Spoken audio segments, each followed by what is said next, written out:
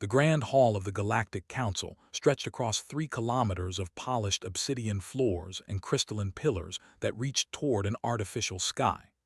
Representatives from 412 species filled the tiered seating arrangements, their various forms ranging from to gaseous entities contained in magnetic fields. The hall hummed with 1,000 different languages, all translated simultaneously through neural implants that every council member possessed. High Arbiter of the Dominion stood at the central podium, his 4 slender arms folded behind his back. His pale blue skin reflected the ambient lighting as he waited for silence. The had ruled the council for 6,000 years. They were ancient, patient, and utterly convinced of their superiority over all younger species in the known galaxy. "We gather today to discuss the human problem," announced, his voice carrying through the massive chamber without any technological assistance. "As you all know, the species from the third planet of the Sol system has been expanding beyond their designated boundaries. They have colonized 17 worlds in the past century alone. This rate of growth is unacceptable." Murmurs rippled through the assembled representatives. The ambassador, a massive creature resembling a bipedal rhinoceros with 6 eyes, stomped his foot in agreement. The delegation, beings of pure energy contained in hovering spheres, pulsed with agitation. Ambassador of the Empire rose from his seat, his reptilian features twisted into what might have been a smile or a threat. "The humans are primitives. They discovered faster-than-light travel only 200 years ago. They still fight among themselves. They are divided into nations and factions. They should pose no threat to the Council." "And yet they do," replied High Arbiter. "Their population has exploded across multiple star systems. Their technology advances at an alarming rate. They reverse engineer everything they encounter. They adapt. They evolve their machines faster than any species in recorded history." The observer, a floating jellyfish-like creature with tendrils that extended nearly 10 meters, spoke through its translator device. "Perhaps negotiation would be wise. The humans have shown willingness to trade and cooperate when approached with respect." Laughter erupted from several sections of the hall. The concept seemed absurd to many present. Negotiating with primitives was beneath the dignity of elder species. Commander of the military stepped forward. He was younger than more aggressive and deeply ambitious. "The solution is simple. We attack now before they grow stronger. Our fleet outnumbers theirs 50 to 1. Our weapons are superior. Our shields can withstand anything they possess. One decisive strike and the human threat ends permanently." The hall erupted into debate. Some species supported immediate military action. Others urged caution. A few suggested isolation, cutting humans off from the rest of the galaxy entirely. After 3 hours of argument, High Arbiter called for a vote. The holographic display above the podium showed the tally in real time. One by one, the species cast their decisions. When the final vote was counted, the result was clear. 347 species voted in favor of military action. 62 voted against. 3 abstained. The decision was made. The combined fleet of the Galactic Council would attack Earth and its colonies within one standard rotation. Commander left the hall with triumph burning in his chest. He had pushed for this moment for years. The humans would be crushed, and he would be remembered as the one who eliminated the greatest threat the galaxy had ever faced. What he did not understand, what none of them understood, was that they had just made the worst mistake in the history of their civilization. The Council fleet assembled near the neutral zone separating human territory from the wider galaxy. 2,000 warships gathered in formation, each one massive beyond human comprehension. The flagship alone was 12 kilometers long, bristling with weapons that could crack planets in half. Commander stood on the bridge of that flagship, watching the final preparations. His intelligence reports told him everything he needed to know about human defenses. They had roughly 40 combat-capable ships protecting Earth itself. Another 60 were scattered across their colonies. Their weapons were primitive energy cannons and crude nuclear missiles. Their shields could barely withstand a single volley from plasma batteries. This would not be a war. This would be an execution. The fleet jumped through hyperspace toward Earth. The journey took only moments. When they emerged on the edge of the Sol system, Commander expected to see panic and chaos. He expected distress signals and desperate attempts to flee. Instead, he found silence. The human ships were arranged in neat defensive formations around their home world. They made no attempt to run. They simply waited. Curious muttered, "They know they cannot win. Perhaps they hope for mercy." His communications officer spoke up. "Commander, we are receiving a transmission from the human vessel at the front of their formation. They are requesting to speak with our leader." Smiled, "Open the channel, let them beg." The flickered and a human female appeared. She wore a simple uniform with no decorations or medals. Her hair was gray, her face lined with age, but her eyes held something that made uncomfortable. There was no fear in those eyes. There was something else entirely. "I am Admiral Sarah of the United Earth Defense Force," the human said. "I am giving you one opportunity to withdraw your fleet.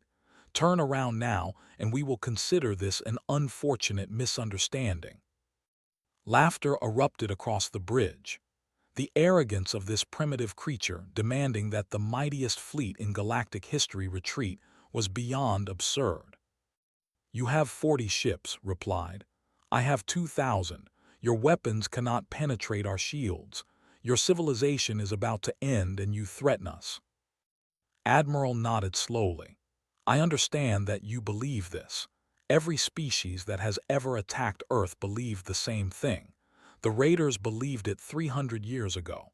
The Scout Fleet believed it 150 years ago. The mining expedition believed it just 40 years ago." Frowned. He had heard stories about those incidents, but the official records described them as minor skirmishes where the attackers simply after determining that Earth was not worth the effort. "You will order your people to surrender immediately," said.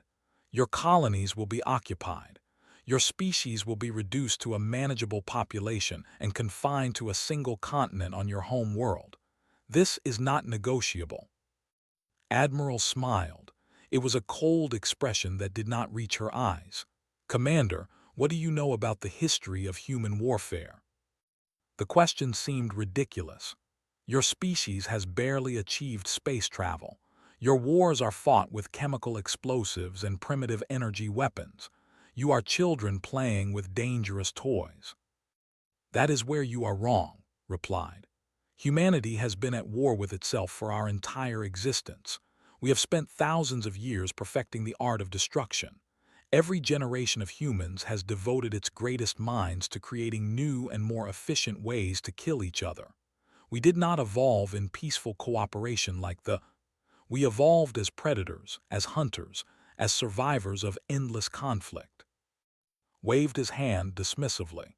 "Ancient history means nothing against superior technology." "Our technology is not ancient," said. "It is simply hidden. For 200 years we have watched your council. We have studied your species. We have learned your weaknesses. We have prepared for this exact moment." Something in her voice made hesitate. Before he could respond, his tactical officer shouted in alarm.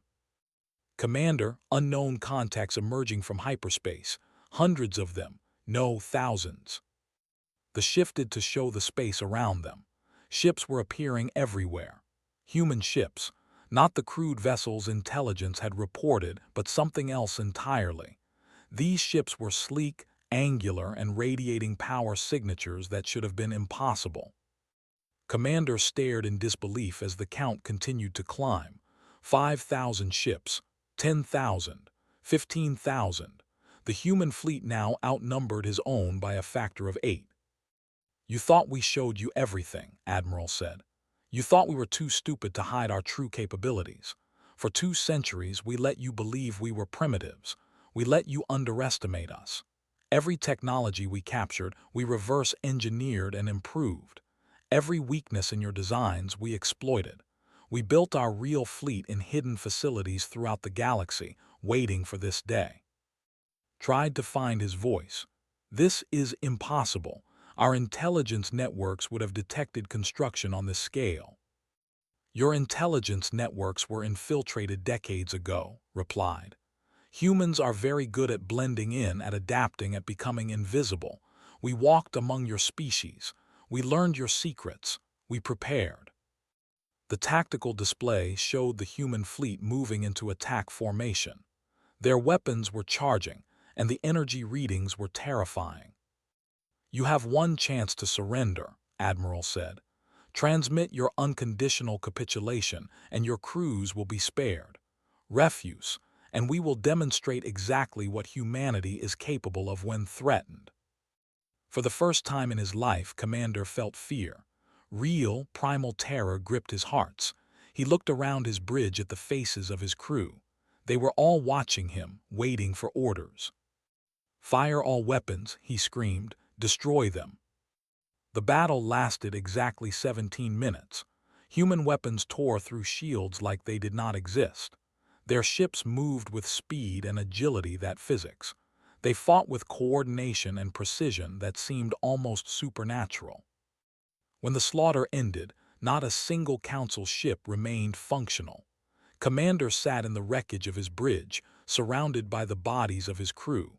A human boarding party found him there, staring at nothing. The aftermath of the Battle of Earth changed everything. The Galactic Council was dissolved within a month. Species that had ruled found themselves negotiating as equals with the very primitives they had tried to exterminate. Humanity did not seek revenge. They did not conquer or enslave.